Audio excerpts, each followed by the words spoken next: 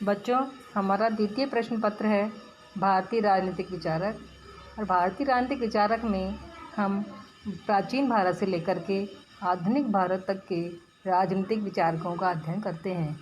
भारत के राजनीतिक दर्शन का अध्ययन करने के लिए हमारा जो प्रथम सेक्शन है अर्थात प्रथम खंड है, उसमें हम आचार्य मनु, कौटिल्य एवं शुक्र का अध्ययन और विश्लेषण करेंगे।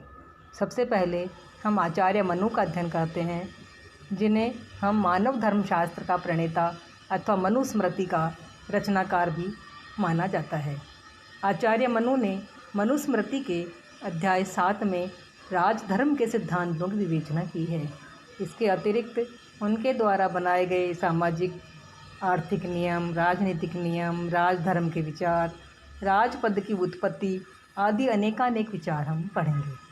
आचार्य मनु को सर्वप्रथम अध्ययन करने का सबसे बड़ा कारण यह है कि आचार्य मनु प्रथम विधि निर्माता हैं और इसके साथ साथ इतना समय बीत जाने के बाद भी, इतना समय व्यतीत हो जाने के बाद भी उनके द्वारा बनाए गए अनेकानेक नियम हमारी सामाजिक राजनीतिक व्यवस्था में गहरे तक गए हुए हैं।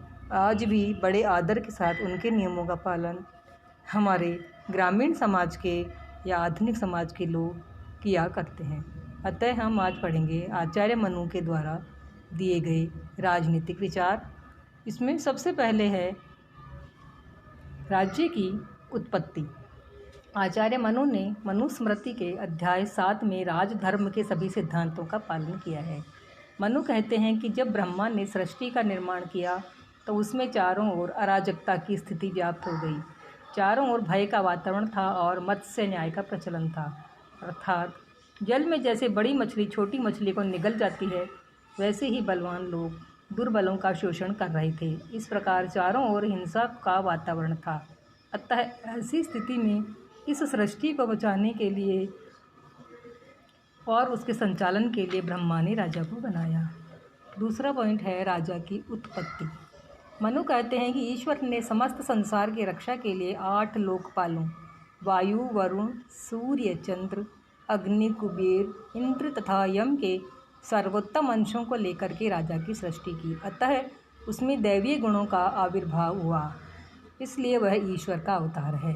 मनु कहते हैं कि राजा वायु की भांति सबको कर्म करने के लिए प्रेरित करता है, वरुण की तरह धन धान्य में वृद्धि करके सबका पालन करता है, सूर्य की तरह अधर्म के अंधकार को दूर करता है, चंद्रमा की तरह सबको आनंद देता है, अग्नि की तरह समस्त वस्तुओं को शुद्ध करता है, कुबेर की तरह धन संपदा संभालता है, इंद्र की तरह सबकी रक्षा करता है तथा यम की तरह अपराधियों को दंड देता है।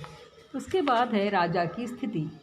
मनु ने राजा को 8 देवताओं का अंश होने के कारण ईश्वर का अवतार माना।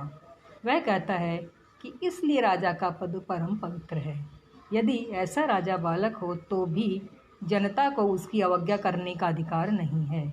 चूँकि राजा ईश्वर का अवतार है, अतः वह जो भी कार्य करे, जैसा भी निर्णय करे, जनता को उसको मानना चाहिए, उसकी सभी इच्छाओं का पालन करना चाहिए। इसके बाद हम पढ़ते हैं राजा पर अंकुश।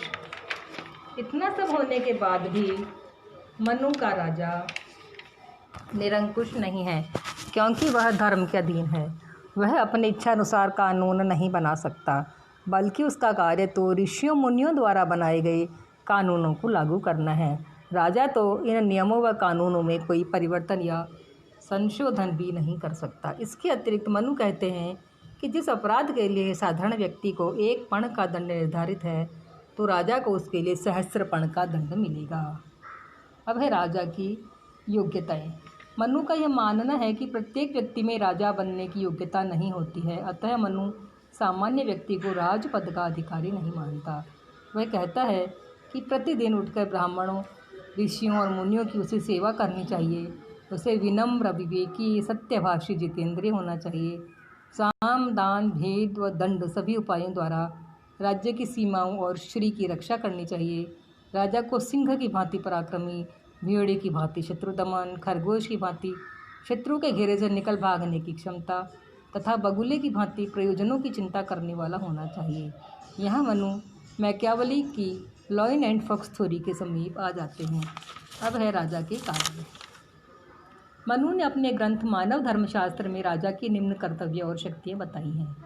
प्रजा का पालन व संरक्षण करना, राज्य की सीमाओं की रक्षा और उनमें अभिवृद्धि करना, आंतरिक शांति और व्यवस्था को बनाए रखना, जनता के कल्याण के लिए धन का अर्जन करना, ग्रामीण प्रशासन, राजस्व है, पुलिस है, शांति व्यवस्था है, इन सबको बनाए रखना, न्याय कार्य करना और नगरीय प्रशासन से संबंधित कार्य करना।